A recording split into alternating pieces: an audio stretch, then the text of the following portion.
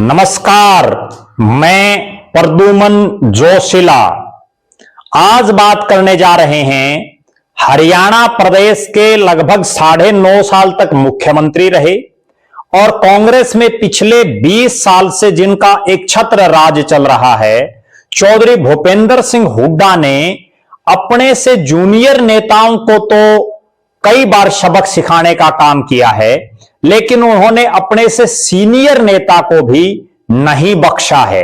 जी हां, आज के इस वीडियो में हम इस पूरे मामले की पड़ताल आपके बीच में करने जा रहे हैं। उससे पहले आप सभी दर्शकों से यह अनुरोध है कि आप वीडियो को ज्यादा से ज्यादा शेयर करें, अपने कमेंट्स अवश्य लिखें, आपका क्या कहना है। और अगर आपने अभी तक हमारे इस चैनल को सब्सक्राइब नहीं किया है तो सब्सक्राइब कर लें, बेल आइकन घंटी का बटन अवश्य दबाएं। हरियाणा की राजनीति से जुड़ी हुई, देश की राजनीति से जुड़ी हुई कोई भी जानकारी आपके पास हो तो वो भी आप हमें बता सकते हैं। जी हां, अब आज के इस वीडियो में हम चर्चा करने जा रहे हैं हरियाणा प्रदेश के एक नेता जिस पर लगातार इस तरह के आरोप लगते रहे हैं कि उन्होंने अपने समकक्ष नेताओं को बिल्कुल खूडे लाइन लगाया, जिन्होंने अपने से जूनियर नेताओं को बिल्कुल फटकने भी नहीं दिया। लेकिन आज हम बात करने जा रहे हैं उन नेताजी ने तो अपने समकक्ष और जूनियर तो छोड़िए, अपने से सीनियर नेताओं को भी नहीं बख्शा। उन सीनियर नेताओं की भी रे माटी करने में कोई कोर कसर नहीं छोड़ी। जी हां, आज हम बात करने जा रहे हैं कि किस तरह से चौधरी भूपेंद्र सिंह हुड्डा ने हरियाणा प्रदेश की राजनीति में, जिनका वर्षों से बहुत लंबा चौड़ा राजनीतिक अनुभव है, एक ऐसा नेता जो आज फिलहाल वर्तमान में जो सक्रिय राजनीति जो नेता कर रहे हैं उनमें वो संभवतः सबसे सीनियर है और कई बार का लगातार का विधायक भी है। अलग अलग विधानसभा क्षेत्रों से भी चुनाव जीते हैं, लोकसभा का चुनाव भी उन्होंने लड़ा और प्रदेश में मुख्यमंत्री के बाद जो सबसे पावरफुल विभाग हैं, गृह विभाग और वित्त विभाग, उनके वो मंत्री रहे हैं। जी हां, मैं बात करने जा रहा हूं प्रोफेसर संपत सिंह की। प्रोफेसर संपत सिंह एक बहुत ही साधारण और सामान्य परिवार में जन्मे।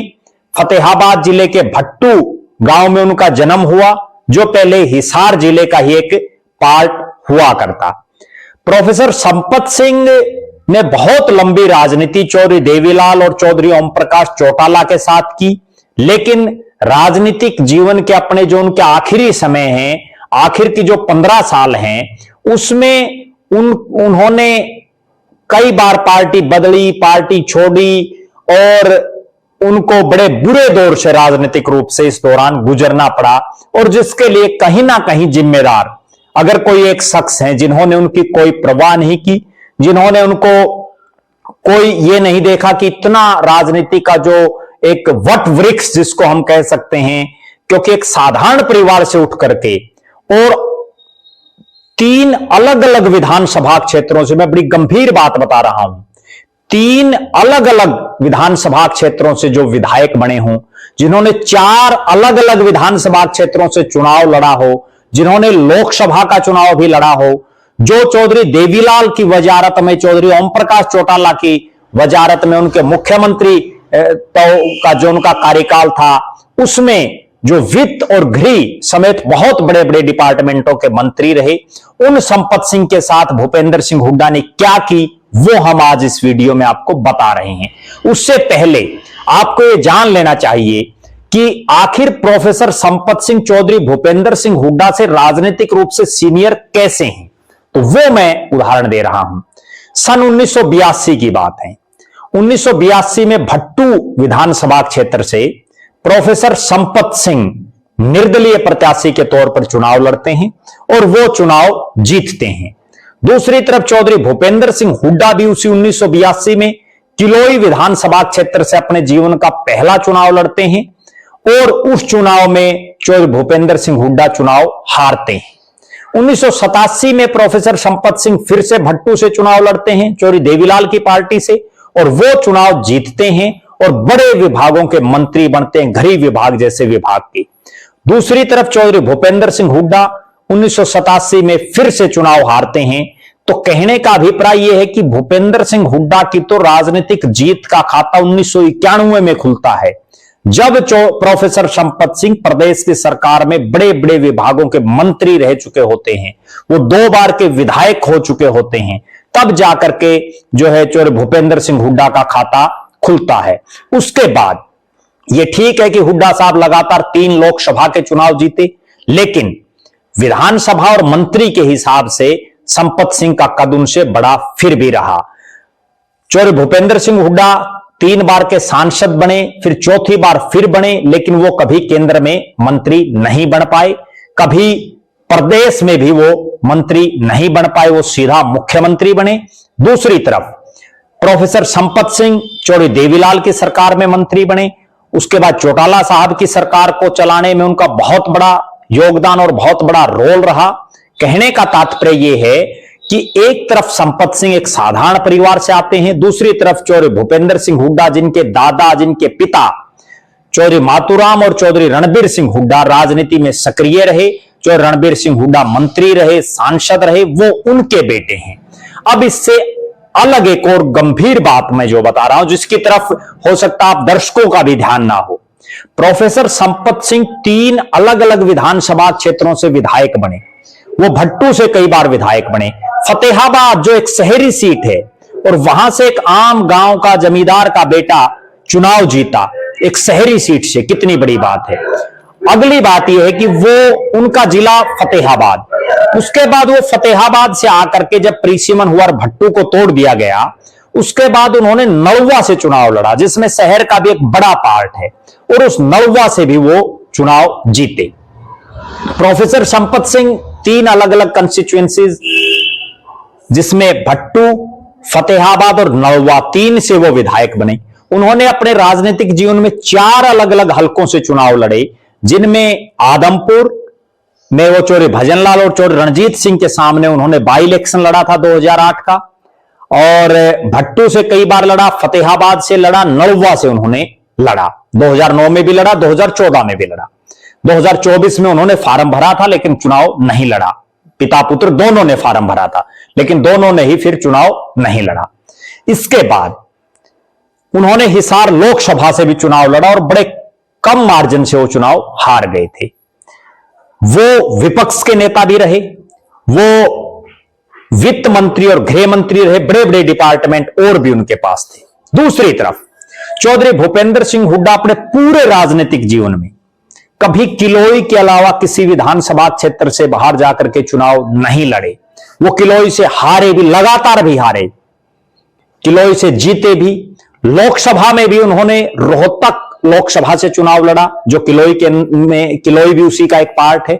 एक चुनाव उन्होंने अपनी रोहतक से साथ लगती सोनीपत से लड़ा, जहां वो खुद ब्याहे हुए हैं, लेकिन उस सोनीपत की सीट पर चौधरी भूपेंद्र सिंह हुड्डा बुरी तरह से चुनाव हार गए और रमेश कौशिक के मुकाबले चुनाव हार गए, जो उनके मुकाबले राजनीति में बहुत, उनका कद बहुत कम है उनके मुकाबले में। कहने का अभिप्राय यह है कि प्रोफेसर संपत सिंह 4 अलग अलग विधानसभाओं, एक लोकसभा से चुनाव लड़े। हुड्डा साहब एक ही हलके तक सीमित रहे, एक ही लोकसभा तक सीमित रहे, दूसरी लोकसभा में एक बार गए, दोबारा उसकी तरफ मुंह नहीं किया उन्होंने चुनाव लड़ने के लिए।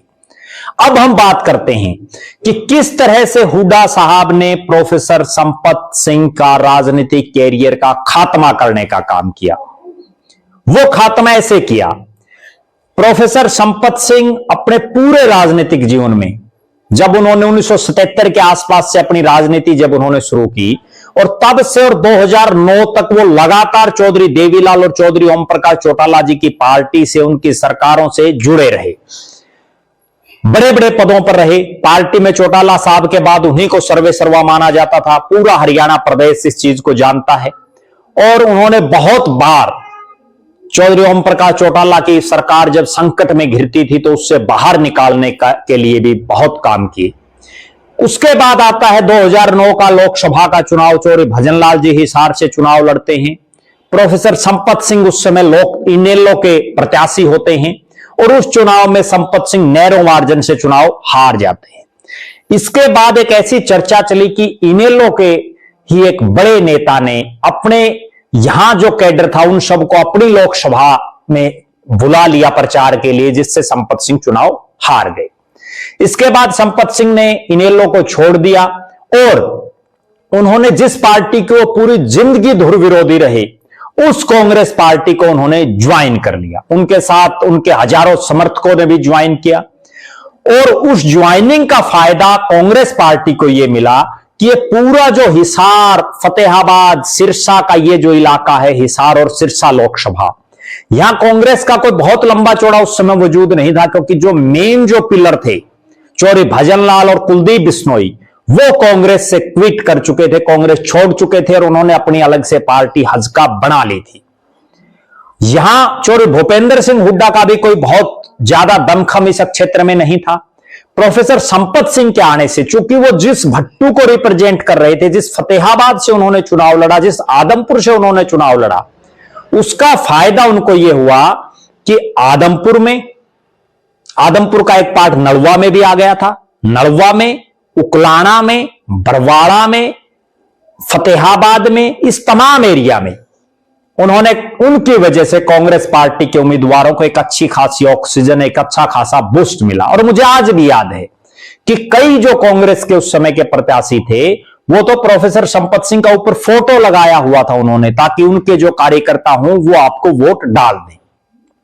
परिणाम यह रहा कि कांग्रेस की 40 सीटें आई और इंडियन नेशनल लोकदल, जिसकी अच्छी खासी हवा उस समय बन गई थी, लेकिन वो सत्ता से दूर रह गई, केवल और केवल इसलिए कि संपत सिंह इनेलो को छोड़ करके, जो सबसे बड़ा चेहरा चौटाला साहब के बाद, उनके परिवार के बाद पार्टी में था, वो कांग्रेस में आ गया। हालांकि मुझे यह कहने में भी कोई संकोच नहीं कि प्रोफेसर संपत सिंह का पूरे हरियाणा में ही कोई बहुत बड़ा प्रभाव हो, लेकिन चूंकि वो कोई राजसी खानदान से नहीं आते, लेकिन उनका ये जो 4-5 विधानसभा क्षेत्र हैं और जो ये दोनों लोकसभा क्षेत्र हैं, इनमें अपना एक खुद का एक वजूद है। और इतना वजूद उनका जरूर है कि वो जिसको चाहे उसको जिता भी देते हैं, जिसको हराना चाहे उसको हरा भी देते हैं। और उसका प्रमाण अभी मैं आगे बताऊंगा आपको। 2009 में वो विधायक बने। उसके बाद हुड्डा साहब ने उनके साथ क्या किया, बहुत बड़ा खेला किया। और वो खेला ये किया कि उनके मुकाबले जो बहुत जूनियर विधायक, जिनको राजनीति में बहुत कम अनुभव, उनको तो उन्होंने कैबिनेट श्री के पद दे दिए, मंत्री बनाया, जबकि प्रोफेसर संपत सिंह को कहीं चेयरमैन भी नहीं बनाया, उनके बेटे को भी कहीं एडजस्ट नहीं किया। प्रोफेसर संपत सिंह को केवल एक विधायक रखा। और विधायक रखते हुए बड़ी गंभीर मैं बात बता रहा हूं कि यहां इस नलवा, चूंकि नया हलका बना था, तो इस नलवा हलके में उनके पैरेलल बहुत से नेताओं को खड़ा करने का प्रयास किया गया। और उसका परिणाम यह रहा कि 2014 के चुनाव में प्रोफेसर संपत सिंह को जब टिकट मिली तो वो यहां चुनाव हार गए। 2009 में प्रोफेसर संपत सिंह ने यहां चौधरी भजनलाल जी की धर्मपत्नी जसमा देवी को चुनाव हराया था, लेकिन 2014 में वो रणबीर गंगवा के मुकाबले चुनाव हार गए। इसके बाद का सीन देखिए। प्रोफेसर संपत सिंह इतने बड़े सिस्टम को छोड़ करके कांग्रेस में आई, वित्त मंत्री, गृह मंत्री, विपक्ष के नेता, बहुत बड़े बड़े पदों पर रह करके, और उनको केवल एक विधायक तक सीमित किया गया। उसके बाद 14 में टिकट दी, वो हार गए। 14 के बाद तो प्रोफेसर संपत सिंह की तरफ हुड्डा साहब ने मुंह ही नहीं किया एक तरह से। उसके बाद 19 में उनको टिकट नहीं मिली और उस समय एक बहाना बड़ा अच्छा ढूंढा गया कि कुलदीप बिश्नोई ने वीटो कर दिया और कुलदीप बिश्नोई ने अपने खासम खास रणधीर पनिहार को टिकट दिला दी, जिससे हुड्डा साहब संपत सिंह की पैरवी नहीं कर पाए। ठीक है, हम भी मान लेते हैं कि कई बार राजनीति में यह होता है, चूंकि कुलदीप बिश्नोई और उनकी धर्मपत्नी 2 विधायक थे और उन्होंने अपनी पार्टी को मर्ज किया था, और उस मर्ज करने के बाद उनको ये 2 टिकटें दे दी गई थी। इसके बाद क्या होता है, इसके बाद संपत सिंह की तरफ हुड्डा साहब फिर मुंह नहीं करते। संपत सिंह भारतीय जनता पार्टी में चले जाते हैं। फिर एक ऐसा वाकया बनता है कि हुड्डा साहब और दीपेंद्र हुड्डा, उनके बेटे गौरव संपत सिंह के जरिए दीपेंद्र हुड्डा प्रोफेसर संपत सिंह को दोबारा से पार्टी में ज्वाइन कराते हैं। और उस ज्वाइनिंग के बाद ऐसा माना जाता है कि इस बार नलवा की टिकट प्रोफेसर साहब को मिलेगी और प्रोफेसर साहब 2 टिकटों तक पर दावा कर देते हैं, फतेहाबाद से अपने बेटे गौरव संपत सिंह और नलवा से प्रोफेसर संपत सिंह, या फतेहाबाद से प्रोफेसर संपत सिंह और नलवा से गौरव संपत सिंह। लेकिन 2024 आते आते जब हुड्डा साहब फुल फ्लैश, सारी पावर उनके पास, कुलदीप बिश्नोई पार्टी छोड़ चुके, हिसार में कोई और चेहरा नहीं, पूरी हिसार लोकसभा में जो है 9 की 9 सीटों पर कांग्रेस हारी हुई, यहां एमपी भी नहीं, तब उनको लोकसभा की टिकट नहीं दी। यहां जो है हल्के से जिले से ही बाहर के जयप्रकाश जेपी को टिकट दे दी गई, वो चुनाव जीत गए। उसके बाद आता है विधानसभा चुनाव, इसमें भी हुड्डा साहब ने प्रोफेसर संपत सिंह के साथ राजनीति का सबसे बड़ा धोखा इसको हम कह सकते हैं, वो ये किया कि जब उन्होंने 72 टिकटें बांटी तो भी उन्होंने संपत सिंह की सुध नहीं ली और प्रोफेसर संपत सिंह को जैसे दूध में से मक्खी गिर जाए उस मक्खी को फेंक देते हैं, यूं फेंकने का काम उन्होंने किया। प्रोफेसर संपत सिंह की टिकट काट करके एक राजनीति में बिल्कुल नौसिखिया, जिनको राजनीति का रे का भी ना मालूम हो, ऐसे एक शख्स को उन्होंने यहां से टिकट दे दी। प्रोफेसर संपत सिंह और उसके बेटे दोनों ने नॉमिनेशन कर दिया निर्दलीय प्रत्याशी के तौर पर, और उसके बाद जो है दीपेंद्र हुड्डा उनकी कोठी पर आकर के उनकी मान मनोबल की। और उसके बाद जब चुनाव का परिणाम आया तो जैसा मैंने पहले कहा था इस वीडियो में कि प्रोफेसर संपत सिंह का इस इलाके में इतना वजूद हो, जिसको चाहे उसको जिता देते हैं, जिसको चाहे उसको हरा देते हैं। नलवा से जो कांग्रेस के प्रत्याशी थे उन्होंने एक आरोप लगाया एक प्रेस कॉन्फ्रेंस के माध्यम से कि प्रोफेसर संपत सिंह ने जो है उनकी मदद नहीं की, उनकी पीठ में छुरा घोंपा, और जिसकी वजह से वो चुनाव हार गए। मैं जो बात कह रहा हूं वो इस चीज का एक प्रमाण है। अब कहने का तात्पर्य इस वीडियो का जो कंक्लूजन है वो ये है कि चौरे भूपेंद्र सिंह हुड्डा ने अपने समकक्ष और अपने से जूनियर नेताओं को ही नहीं बल्कि अपने से सीनियर नेताओं को भी ठिकाने लगाने का काम किया है। इसीलिए कांग्रेस की आज ये दुर्दशा है कि पिछले 3 लगातार चुनाव से कांग्रेस पार्टी चुनाव हार रही है।